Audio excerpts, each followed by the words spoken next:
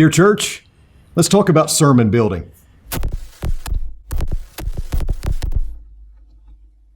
Hello and welcome to the Dear Church podcast. I'm your host, Chris McCurley. I'm joined today by my friend Andrew Phillips. Andrew, thank you so much, man, for joining us all the way from Graymere Church of Christ in Murfreesboro, right?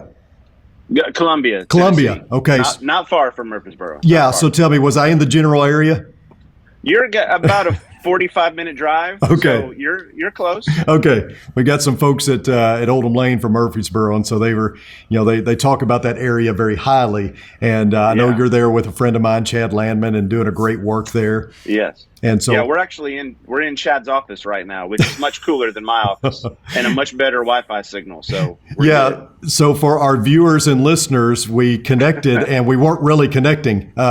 Andrew's office apparently was not giving us a good connection, so you moved down to Chad's office, and it looks looks like you've made yourself at home. So thank you for doing that. That's right. I'm just kind of going to move in here. We'll see when Chad gets back what he thinks. I'm so glad to have you on the show, Andrew, because you and I are going to be doing a week-long series at the Freed Hardeman Lectures, which will be next week. So Monday through Thursday, you and I, along with Donnie DeBoard, are going to be at Freed talking about sermon building and all the things involved with that. And so I thought, well, maybe it'd be a good idea to have you on, and we can talk about some of the highlights of that class for those who may not be able to attend. And I do want to tell people that that will be an interactive live thing, so people can tune in, they can ask questions and watch. And so that will be next week, starting February the 7th, going through that Thursday. I think it's at 1:30 in the afternoon, right? So yes. Yeah. So, Andrew, thank you for joining us. Before we jump in, though, I want to ask you a little bit about you and your family, how the work is going there at Graymere. Just give us all things Andrew Phillips going on right now. Oh man, well, I don't know how exciting that would be for anybody watching, but we do feel really blessed to be serving where we are. We've been here a little over 10 years at Graymere. My wife teaches fourth grade, and I've got two boys. One's 13 and one's 10. And so we're in the fun part of life where they have a lot to do, and our role is just to kind of chauffeur them to all the practices and everything that's going on. But that part's a lot of fun. But I went to undergrad at Freed Hardeman, and so I think very highly of that place, and master's at Harding School of Theology in Memphis, which is where I grew up. So that was a good excuse to get to see my parents, and just really interested in and passionate about communication and about scripture, and that's an interest of mine that has gotten me really excited about this class we're going to do. I think it's going to be a chance to have some interactive discussion, just about some of the nuts and bolts of day in and day out ministry and sermon building. Yeah, you and I have talked about this on the phone, that both of us share that passion. We love probably next to preaching, our next favorite thing is talking about preaching, and so that's going to be a fun class for us. I hope everybody else gets something out of it. So let's jump right in. One of the things that we're going to talk about is choosing what to preach. I know I have a routine. I guess every preacher does. Tell me, how do you choose what to preach, topic wise? Like, what goes into that decision? Yeah, well, there are a couple of things I try to keep in mind, and probably like a lot of people, when it hits the fall, probably about October, November, I start thinking about the next year. The way we do it here is I kind of map out on a Google Doc what tentatively the Sundays will be, and kind of filling in the calendar stuff, and the other ministers on staff all kind of look at that. And so they'll give me some suggestions, or they might say, hey, we haven't done this in a while. And we kind of go back and forth. And a lot of that's also a part of determining the theme for our congregation for the year. And so I try to have it pretty well mapped out. Over the years, I've learned, at least as far as subjects go, I can map out subjects and texts per sermons until about June or July. And then I'd leave myself a few just blank weeks in there, because things will come up or something will happen, or I'll decide at the last minute, I really want to do this instead. And so that kind of gives me some flex room. Yeah. And so that has helped, kind of having a little space in the middle. But it's helpful for me if you've got a year in advance, not sermons written, but just subjects and text planned out. That's always helpful if you're preaching on something and maybe it's kind of a sensitive topic, and someone asks, well, why are you preaching on that now? Is something happening? There's maybe a topic you're preaching on is giving or stewardship. And sometimes people are saying, okay, are we raising money for something? I mean, is there a building project coming up? And you can just say, no, this is in the plan. I've planned it out a year in advance, and that's how we're doing it. So that's been helpful. We try to balance series that go through that are just textually driven, kind of expository series, not necessarily verse by verse, but that would take a chunk of 8 to 10 sermons, and maybe it's all the I am statements in John, or maybe it's picking up highlights from the text, and then trying to do some topical things, trying to balance that out. Yeah, that's really good. I kind of liken the preacher to like a chef, and you're putting together meals for the year and creating a menu. And I always think, there's two questions that we need to ask ourselves as we go into a new year. What's been done and what do they need? Because I think we can, as preachers, at least I know I'm this way, I find it easy to default to my favorite subjects. What have we done before, so I don't keep repeating myself, although repetition can be a good thing.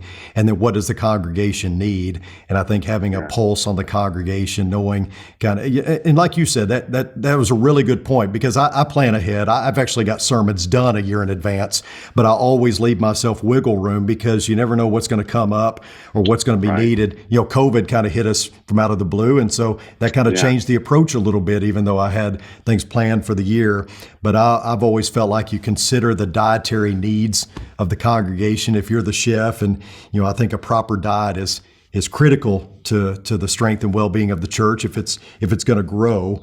And we do the same thing. We meet in the fall around October. We come up with a theme, and then we try to go by that in our Bible classes and things of that nature as a staff. And some of the things that we talk about when planning is not so much what do people want to hear, but what do they need to hear.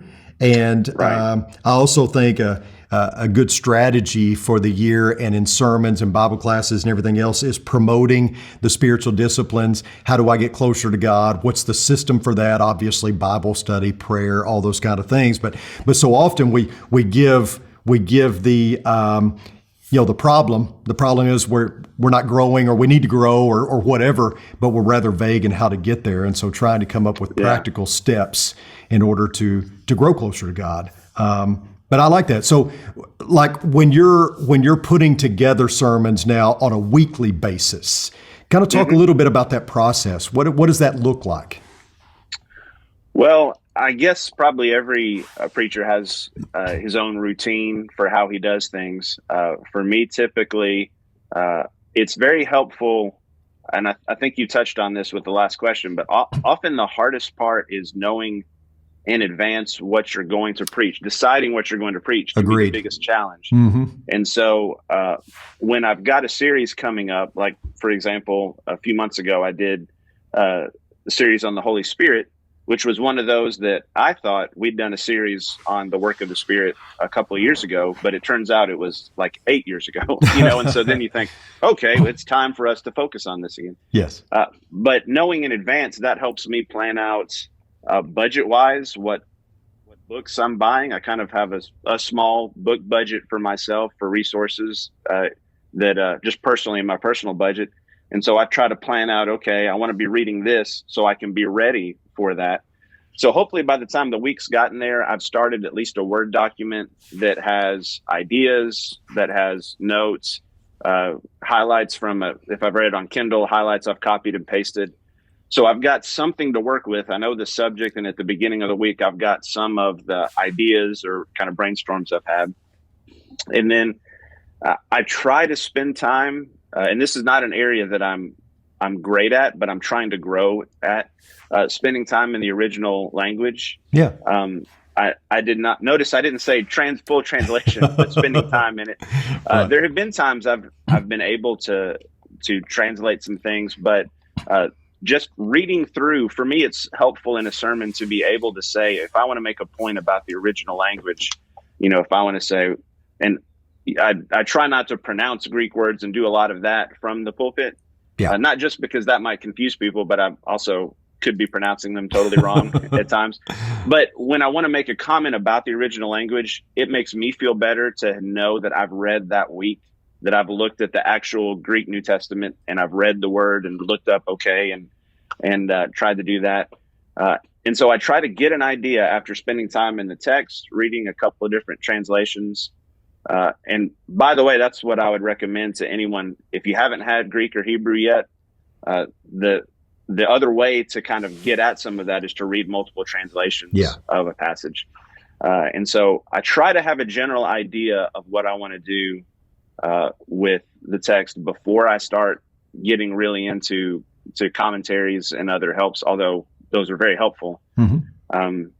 I try to decide, okay, what's the shape of this sermon, and try to let the shape of the text rather determine the shape of the sermon. And so I think when I first started preaching, I kind of had a tendency to flatten everything into a format that I liked. That was kind of my personal, I like to learn this way, so here's what I like to do. And I've had to challenge myself over the last few years to realize not everybody has the same learning style I do. Right. So if I want to have a balanced approach and reach different people, I'm going to have to push myself to try, okay, this is the default way I'd like it explained to me, but what if I imagine someone from my congregation sitting across the desk? Would that hit them the same way? Yeah. And I don't always feel like I succeed in that on a weekly basis, but I also think just asking the question helps in the process. Oh, for sure. And gets that in your mind. Yeah, kind of putting yourself in the pew kind of thing. Yeah. I like that. Yeah, I read a book one time and they were talking about how it was a movie producer, and they were talking about how his style was to come up with the movie poster first and then go from there. And I resonated with that because that's kind of me. I think about, I have an idea and then I think about the movie poster. I think about, what it's going to look like. I think about, kind of like you said, the shape and form of it. But, where do I go from there? How does this look in my mind? What's the mental image and the picture and all that? But what I hear you saying is the same thing that I believe wholeheartedly in, and that planning is essential, because preaching isn't random. It shouldn't be random. There should be a plan in place. And I think if you're going to provide a well-balanced diet, again, going back to the chef part, if you're going to provide a well-balanced diet, then you've got a plan for that. I also think this, and this would just be some, free advice that you can throw in the trash, but I think for our folks out there that are preachers, when it comes to preaching, I always wanted to hit a home run when I first started. I did my best to hit a home run, want to hit every sermon out of the park. And I've learned that was kind of an effort in futility, that no matter how hard I tried, I just never felt like every single time I hit it out of the park. But as a former baseball coach, one of the things that I started thinking about was, one of the more valuable players on my team is the leadoff hitter. And his job is just to get on base, however he can, walk, get a hit, whatever he can do. And I feel like there's great value in just getting on base. Just get on base. And I think that's something that is often overlooked in preaching, is that you don't have to hit a home run every time. In fact, the home run hitters are usually the guys that strike out the most too. So, being a leadoff hitter, maybe you can hit it out of the park every now and then, but just make the goal to get on base. And what goes into your mind when you're thinking about organization? How do you put together your sermon? Do you start with like an introduction? I know for me, I start with a title. If I don't have that title down, I don't have a direction. So I always try to come up with a catchy title or something that gives me a direction. What about you? How do you put it together? Yeah, in a similar way, I think you have to figure out, especially if you're preaching for a place over a course of many years where you're going to hit the same texts, you're going to hit the same topics, figuring out that purpose. Yeah. And you use the word title. I kind of think of, when I really get excited is when I finally get in my mind, okay, the purpose of this sermon on this text is going to be this. Yes. For instance, this past Sunday morning, we spent some time on Elijah on Mount Carmel, and then Mount Horeb right after that. And it's interesting because I was going back through my notes trying to see what I had done before. And a few years ago, we'd gone through a Heroes of Faith series where we preached on Elijah, but the sermons were it was the same text, but it was two completely different purposes, that we were really stressing one a few years ago, but then with our theme we're doing this year, we were stressing another aspect of it. So I think that purpose is key. And then for me, I try to figure out, I've really done a lot of reading and trying to grow in the last few years in the area of inductive and deductive preaching. Yes. Because I mentioned my tendency, I'm an auditory learner. I like deductive, traditional outlines, here's where it goes. And I think that's still really important. And that's an important part of the preaching approach. Sure. But I've also tried to challenge myself. I've noticed when I've done a more inductive approach, and it takes a little more effort for me to kind of get in that space of trying to think, okay, how could I, instead of starting out, here's what I'm going to prove, how can I lead up to that? But when I've tried that approach, I've noticed comments from different people in the congregation. Mm-hmm. So maybe some people I don't often hear from might say, hey, I really appreciated this. And that to me is a signal like, okay, that's more of their learning style. Yeah. So it doesn't mean I need to do that every Sunday necessarily. They're not asking me to. But as part of my approach, I need to find out what might lend itself better to inductive. So thinking back to Elijah yesterday, that lends itself very well to a narrative telling the story. And then when you get to the end, here are the points. Right. If you're doing something from the, Paul's letters, that often seems to lend itself to me more to deductive. Here's the point he's making, and then here's how he lays out his evidence, and then here's the conclusion. Yeah. And so, it's the content of the sermon that makes it biblical, not the form, right. Which is why you can have so many different guys with so many different approaches. But just trying to figure out, okay, what's going to resonate with people, and from my perspective personally, what's going to help me continue to grow and develop and try something new. Yeah. So maybe I could outline this the same way I might have outlined it, a few years ago, or maybe I could try to do something the way I've kind of always done it, or I could try something different. I could try something new this week, and it might be a little thing that no one else notices. Yeah. But just to help personally me try to grow and try to stretch as a communicator. Yeah, I like that because I feel the same way. I read books on preaching. I try to figure out ways that I can be a better resource, I guess, and deliver this better and do this better. I'm personally one that I got a mode of I want to start with a really good illustration. I want to bring out something that really gets your attention and gets you locked in. Sure. And then, of course, I want to be interesting in the middle, and then I want to close it out with something that's really good that leaves you walking away saying, okay, I got that. I can use that. Because right. I believe that every sermon should answer the question, so what? And if it doesn't, it's not worth anything. Right. Because I feel like, my job is not to disseminate information. My job is to hopefully incite transformation. And I don't think people come to hear a lecture that fills their brain with facts. Right. I think they need to walk away with something that they can use and apply. And even if it's one of those sermons that kind of gets up in your kitchen a little bit, it needs to leave people with hope as well. Because I think we're all limping disciples. We've all got, issues and struggles. Yeah. How does this help me get to heaven? How does this help me in the meantime be a better Christian and be a better man of God or a woman of God? So I think you're onto something there when you talk about strategies and ways to get the message across, because if we want to be the best at this we can possibly be, then I think we need to be investigating those different things. Talk a little bit about, do you practice your sermon before you deliver it on Sunday? Do you run through it out loud in front of the mirror like they suggest sometimes, or how do you go about preparation before you deliver it Sunday? There are a couple of things. We have a future ministry camp here, and I do encourage the guys, especially if it's the first time they're preparing a lesson, to do that, to try it out in front of a mirror. That's not something I do every week. Typically what I'll end up doing, and again, I've noticed this varies from preacher to preacher, so it's kind of whatever works for you. For me, it works best to get to the office before everybody else on Sunday morning, and to have already written the sermon. That's an important part. You write it before you get there. But but just a couple hours before the sermon, just to I would call it thinking through it, where I've got the outline and I'm kind of standing behind my desk and I'm sort of just thinking through, okay, how would I say this? How would I say that? My tendency, if I were to rehearse it in the auditorium, my tendency is almost like I would try to memorize something. Yeah. And I want it to seem organic, and I don't want it to seem memorized. Now, some guys do a great job with that kind of approach. Right. You know, one of my heroes in preaching did that, and that worked well for him. But I found it works better for me to just kind of think it through in my office and kind of you sort of think through how I would do it, and not necessarily practice it out loud.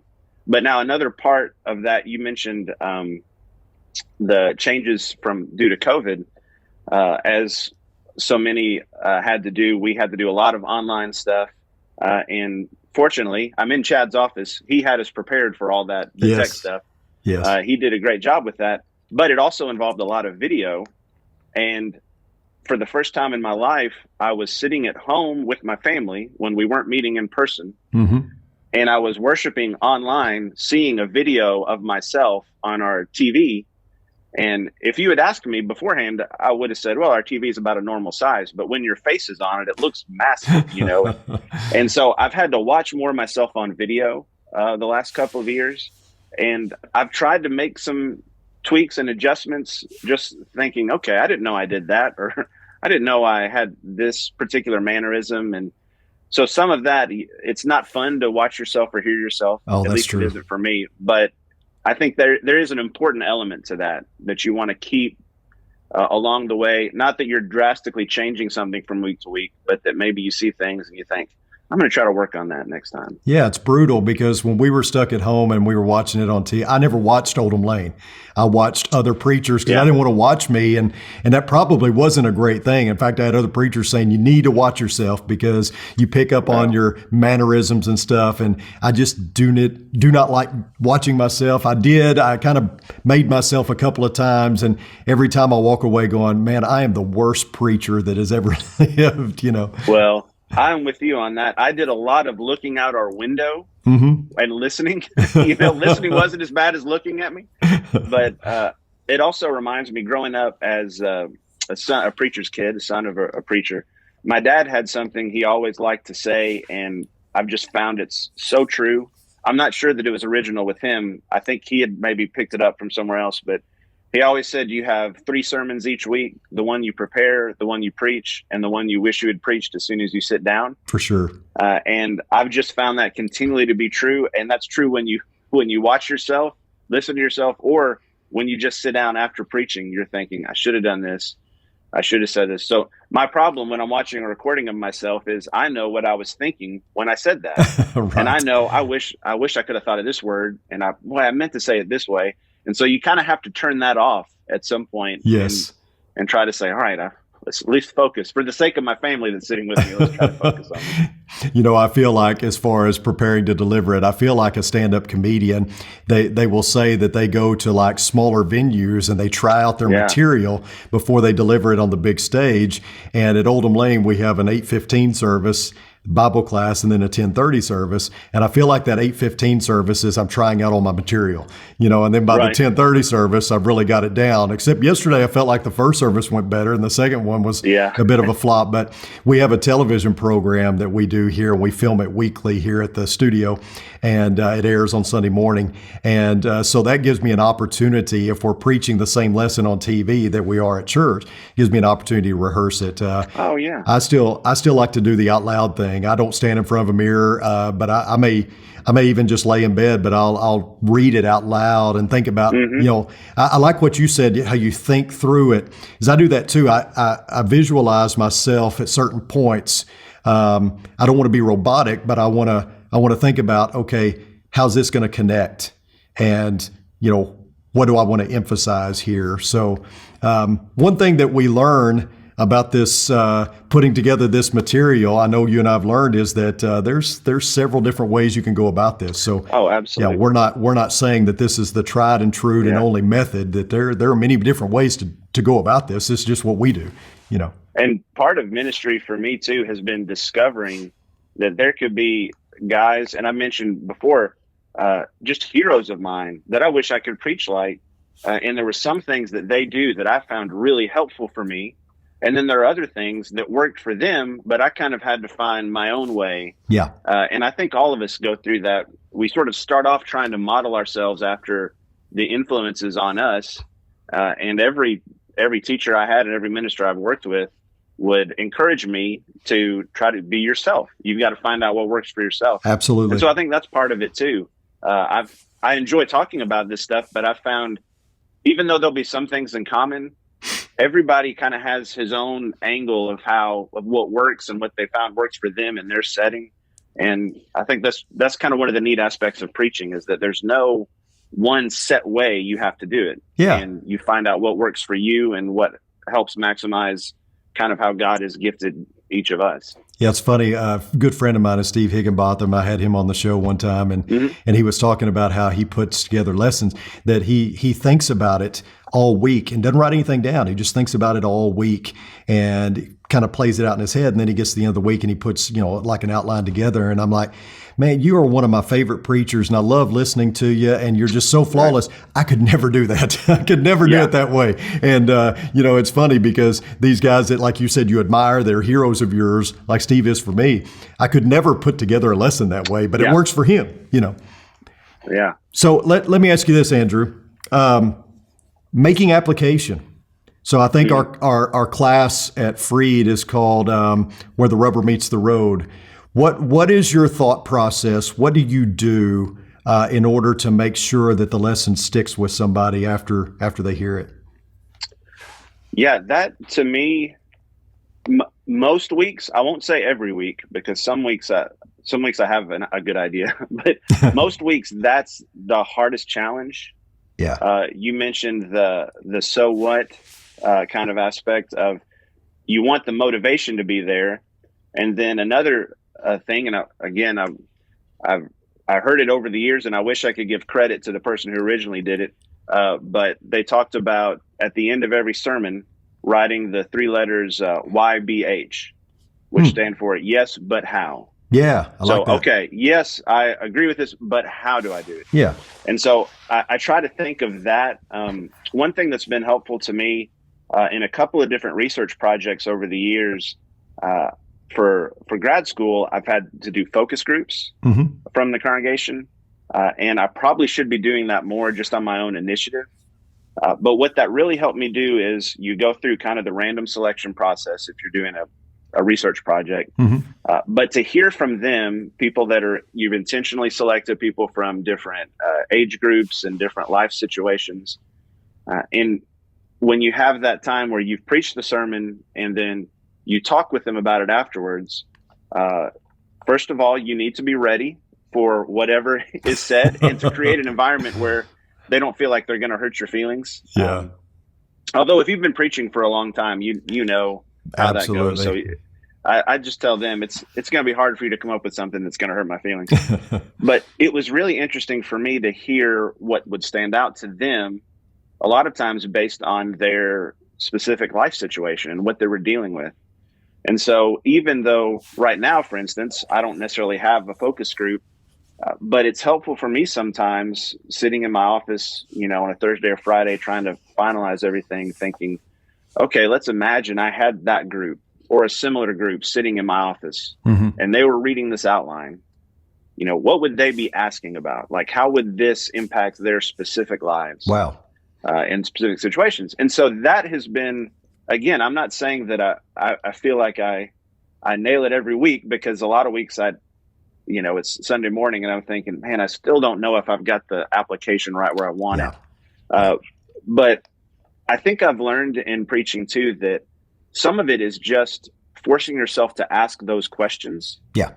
Even if you don't feel like it's ever going to be completely perfect, because we know every sermon that you preach probably be better if you had another couple of weeks to work on it. Right. But Sunday's here and you've got to preach it now, Yes. So just asking those questions is going to help in that process. And I think it builds. I think I think of things differently now than I did 5 or 6 years ago, because you kind of start building these thoughts in your mind and asking these questions. So when Thursday or Friday comes, you might think of an application that maybe is just due to something that you remember from a couple of years ago, and then you remember this thing and you make some connections, and all of a sudden, you've got something. So Yeah. a lot of that time spent asking questions, even if you don't feel like it's affecting the kind of sermon you preach that Sunday, I think it does affect the kind of preacher that you become, hopefully. No doubt. And so, that part of the process is important. YBH, I've not heard that. So that's interesting. I like that. I wish I could give credit to where I first heard it, but yeah, it's a neat. I just kind of remember that in the back of my mind as I'm putting lessons together. Well, it's something that I practice is I will quote the person and I will say, so-and-so says, and then after I've quoted them enough, I will say something like, well, I heard someone say, and then by the end of it, I say, I always say. So, That's right. You know what I would say, yeah. I think one of the things that guides me is I always try to preach to the Mondays. Sunday, it's not real hard to be a Christian on Sunday necessarily as compared to the rest of the week. What's this going to look like on Monday? In other words, whatever it is that I'm trying to get across to the folks that are there, when they take that, how are they going to process and use it on Monday and then really the rest of the week? So I always kind of follow your program there of asking questions. And one of the questions that I think is, how does this look on Monday? Preach to Mondays. Yeah. And then that's great. And then also try to think about preaching to the back row. You always have those people that, they're quote unquote back row Christians. And by the way, I don't care where anyone sits in the auditorium as long as they're there. That's all I care about. Right. But I use that term back row as there's always folks that are visiting that have come in. They don't know Genesis from Revelation. They don't know the songs that we sing. How can they take what has been preached and process it? And how does that affect their life as well? Because I think, my goal is to try to get those back row Christians to be front row Christians, that are all in, that are core people, and, trying to help them make application as well. It's a tough job as a preacher because you're trying to hit a whole, different dynamics in the congregation, all these people that are different levels in their maturity.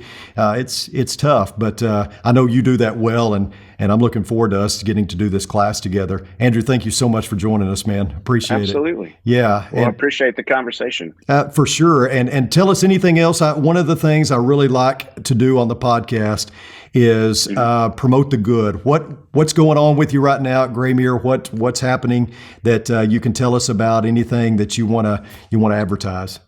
Yeah. Well, keeping in line with this conversation, we do something we started a few years ago. We do every year, which is a one-day preaching workshop. Mm-hmm. Now, years ago, Tom Holland and William Woodson started the Columbia Bible Institute. Okay. Where it would be a week-long preacher's retreat, and they would go do lessons, and it was an incredible program for such a long time. But as you know, schedules are tough, and a lot of guys only have a certain amount of time off. So what we've tried to do in recent years is just pack everything we can into one day. I think of it like a short course you would take where you're going to go in one day. And so that's coming up actually on February the 28th. So it's always the last Monday in February. Okay. We try to give a little space from Freed-Hardeman Lectures. And so we've got that coming up, and it'll be focused on preaching from the letters of Paul. And so we'll have Jeremy Barrier from Heritage Christian talking about Galatians, and that's one of his research interests. Mark Blackwelder from Freed-Hardeman talking about Ephesians and how to preach Ephesians. We'll have Nathan Guy from Heritage. He's an adjunct professor at Heritage, also president of Mars Hill.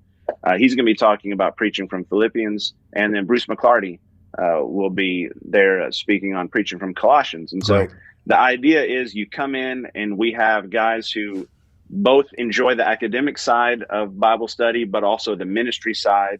And they're saying, hey, if I were preaching on this book, here's what I'd want to know.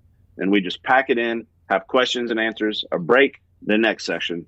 And we do that, have lunch, and you can register on our website. It's $10. You pay when you get here. But if you're not in the area, we do have an archive that Chad has set up of the sort of in podcast form of our preaching workshop from over the years. Great. So you can listen to the guys that have come in too. Great. And that's February the 28th.